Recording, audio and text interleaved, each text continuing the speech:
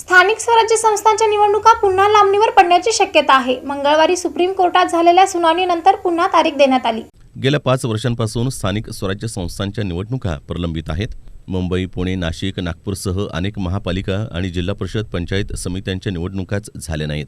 त्यामुळे जवळपास 3 ते 4 वर्षांपासून तिथं प्रशासकाच्या माध्यमातून कारभार केला जातोय। ओबीसी आरक्षण, प्रभाग फेररचना आदी मुद्द्यांवरून विविध याचिका सुप्रीम कोर्टात दाखल करण्यात आल्या आहेत। या याचिकांवर सुनावणी अद्यापही पूर्ण पार पडली नाहीये। दरम्यान काही महिन्यांच्या प्रतीक्षेनंतर पहिल्यांदाच नव्या खंडपीठासमोर सुनावणी पार पडली।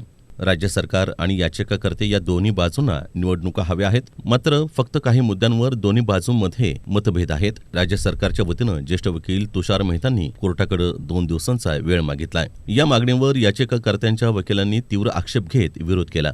त्यावर खंडपीठानं हे प्रकरण नेमकं काय आहे याची विचारणा केली। त्यावर दोन्ही बाजूच्या वकिलांनी प्रकरण समजावण्याचा प्रयत्न केला। दोन्ही बाजूनं मोठ्या आवाजात बाजू मांडली जात असल्यानं कोर्टात गोंधळ सदृश परिस्थिती निर्माण झाली होती। त्यावर कोर्टानं संताप व्यक्त केला। पुढील सुनावणीत सविस्तर बाजू ऐकून घेऊ असं खंडपीठानं म्हटलं आहे। पुढील सुनावणी ही होळीच्या सुट्टीनंतर होण्याची शक्यता आहे। कोर्टानं या प्रकरणात सगळे रेकॉर्ड्स पाहून खटल्याबाबतची माहिती घेणार असल्याचं सांगितलं आहे।